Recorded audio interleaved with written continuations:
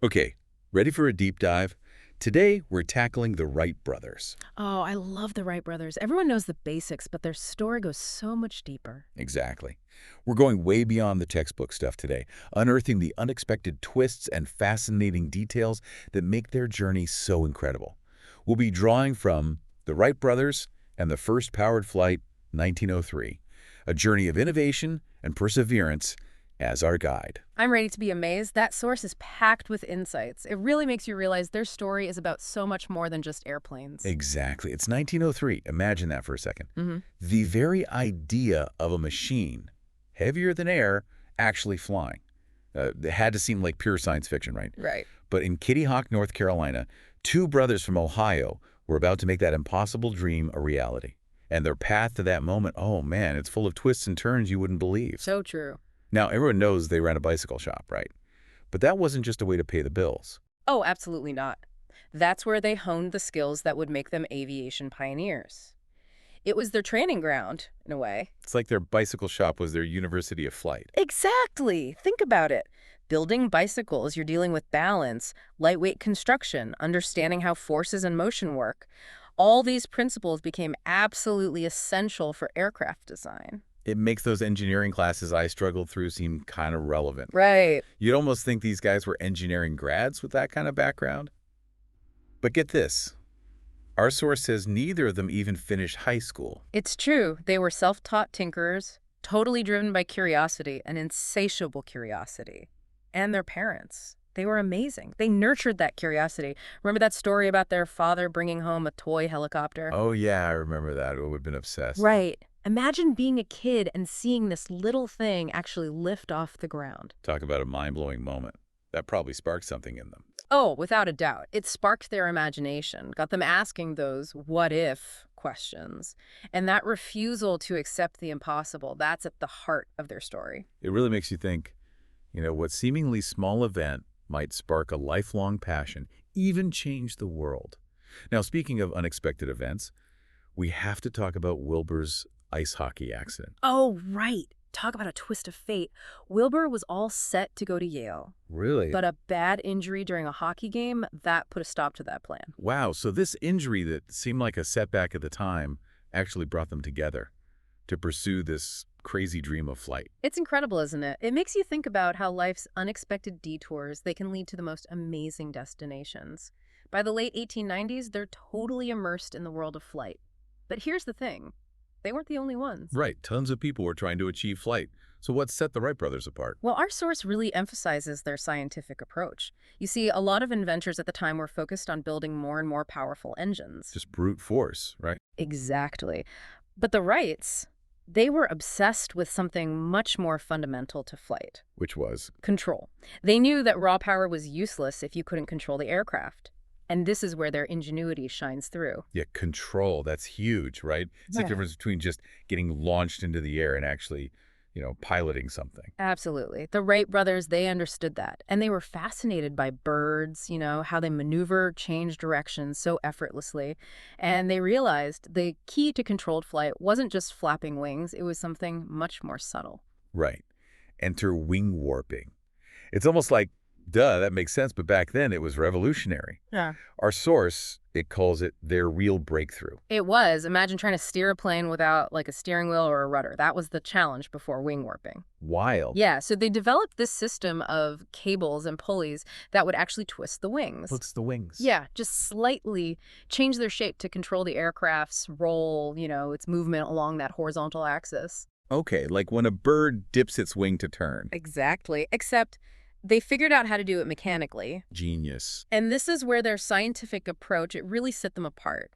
While others were still kind of relying on intuition and guesswork at this time. Trial and error, right? Yeah, around the turn of the century, the Wrights, they built their own wind tunnel. A wind tunnel. It's incredible. I mean, that's like next level dedication. It really is. They were pioneers, not just of flight, but of this whole data-driven approach to invention. I love that. They tested hundreds, literally hundreds of different wing designs in that wind tunnel, meticulously recording the lift and drag of each one. So they're testing, refining, understanding.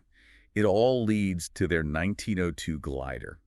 That was a huge turning point, It was a major leap forward. This wasn't just gliding anymore, it was controlled gliding. They were proving their control system worked. which paved the way for powered flight. Exactly. Okay, so they've conquered control. Now they need to add an engine to the equation, which is a whole other level of complexity. Yeah. Oh, absolutely. It's one thing to tinker with gliders. It's another thing to strap a potentially explosive engine to this fragile, contraption. Yeah, and those early engines, they weren't exactly known for their reliability. Right. It's amazing they didn't blow themselves up. And here's another detail that blows my mind. They designed and built this lightweight gasoline engine themselves Can you imagine? in their bicycle shop. It's incredible. With the help of their mechanic, Charlie Taylor. This small team working in this shop, surrounded by bicycle parts and tools, and they create an engine capable of propelling a heavier-than-air machine into the sky. It's a testament to human ingenuity. So the stage is set. It's 1903. They've got their engine. They've got their data. They've got this, I don't know, fragile-looking biplane they call the Wright Flyer. What can you tell us about that incredible day, December 17th, 1903? Take us there. Okay, so they chose Kitty Hawk, North Carolina, very deliberately. Way there. They needed strong, steady winds, perfect for providing lift. And they waited for days for just the right conditions. Talk about patience. Right. And then, with Orville at the controls, the Wright Flyer, it lifts off the ground. What a moment. Was there like a huge crowd watching? A big public spectacle? You might be surprised to hear it was actually a very low-key affair. Just a handful of witnesses there to see it. Really? And how long was that first flight? I bet it was quick, right? Just a few seconds in the air. You're closer than you think. It lasted just 12 seconds. 12 seconds, that's it. I know, right? It's kind of comical to think about now, considering how far aviation has come. It's true. But those 12 seconds changed everything. They proved that powered, controlled flight was possible. It was a paradigm shift. Absolutely. It was a moment that shifted the course of history, and they made 4 flights that day. 4. Each one a bit longer, more controlled than the last. Wilbur actually piloted the longest one. It lasted almost a minute, covered over 850 feet. It's crazy, those few short flights. They really marked the beginning of a whole new era. Imagine the thrill, right? The feeling of, wow, we cracked the code. We defied gravity. You'd think they'd be like popping champagne, shouting from the rooftops, but you said it was actually pretty low-key. It was. And their achievement, it didn't instantly make them global celebrities or anything. In fact, they were super secretive about their invention for a while. Secretive? Why all the secrecy after such a breakthrough? Well, remember, they were meticulous, cautious. They wanted to perfect their design, secure those patents, make sure they could control the narrative before releasing it to the world. I get it, they weren't just driven by fame. They wanted to protect their invention. Right. They understood its significance. This was revolutionary. Which brings us to the whole who flew first debate, the Santos-Dumont story. Ah, yes. Right. It wasn't just about who got off the ground first, was it? Not at all. So for those who don't know, break it down for us. Okay, so 1906, 3 years after Kitty Hawk, Alberto Santos-Dumont, he makes this very public flight in Paris in his 14Bs aircraft. And this is huge. Newspapers everywhere, tons of people, especially in Europe, considered him to be the first to achieve powered flight. Because his was so public. Exactly. It was a spectacle. So how do we unpack this historical debate?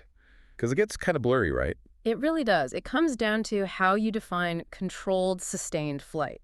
The Wright brothers, they weren't just trying to get airborne for a few seconds. They were obsessed with control, maneuverability, proving that this machine could be steered, directed, precisely. It was about the complete mastery of the machine. Exactly. Years of research, wind tunnel tests, wing warping, it all pointed to this goal. So while Santos-Dumont's flight was amazing, a huge public event, it didn't demonstrate that level of control the Wrights had already achieved. That's the heart of the debate, and honestly, it's still going on today. Aviation enthusiasts still go back and forth on it. It's fascinating. It shows how hard it is to define firsts, especially with something this groundbreaking, this world-changing. For sure. Okay, so we've got the invention, the debate about who gets credit.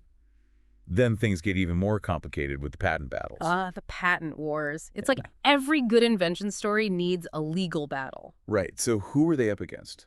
The big one, the most prominent figure, was Glenn Curtiss. Another giant in early aviation, motorcycle racer, engine builder, a real daredevil, and a true innovator. What a resume. Right. But he and the Wrights, they just butted heads. How so? Well, the Wrights, they had patents, right, for their control system, especially wing warping. And they were fiercely protective. They believed Curtis's designs infringed on their patents, and that's where the battle lines were drawn. So lawsuits. Lawsuits, appeals, counterclaims, the whole shebang. This era, it was tumultuous.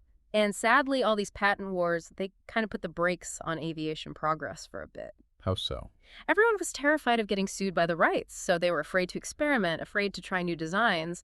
It stifled creativity, slowed things down. So the very act of trying to protect their invention actually ended up, holding back the development of aviation. It's ironic, isn't it? Curtis, of course, he argued his designs were different, that the patent system was stifling competition, which is a whole other debate for another day.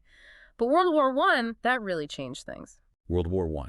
How did that change the patent dispute? Suddenly, airplanes weren't just a novelty. They were essential to the war effort. Governments needed planes, lots of them, and fast. They couldn't be bogged down in these legal battles. So what'd they do? Did they force the Wrights and Curtis to make peace? Pretty much. They pushed for a patent pool. A patent pool, what's that? It allowed manufacturers to use patents from multiple inventors, including the Wrights and Curtis, without getting sued. So everyone could benefit from everyone else's ideas. Exactly. Share resources, ramp up production, support the war effort. It was a strange twist, right? This technology that was born from collaboration, from shared knowledge, only came about after years of these legal battles. It makes you think about that balance, between protecting what's yours, but also fostering innovation for everyone's benefit. Absolutely. It's a tightrope walk. It really is. Yeah. But despite all that, the controversies, the legal battles, the Wright brothers' invention changed the world. It's undeniable. Their legacy is enormous. They ignited this spark of possibility. It's not just about airplanes. It's about human ingenuity, perseverance, and daring to dream the impossible. And it all started in that bicycle shop. It really shows how breakthroughs can come from the most unexpected places. And from the most determined minds. Imagine if they'd given up after the first failed flight, or the 10th, or the 100th. But they didn't. They persevered, learned from their mistakes, and ultimately reshaped our world. What an incredible story. It's been a pleasure diving into this with you today. It really has. And to all our listeners, thanks for joining us on this deep dive. Until next time, keep exploring, keep asking those what-if questions, and never stop looking up at the wonder that is our world.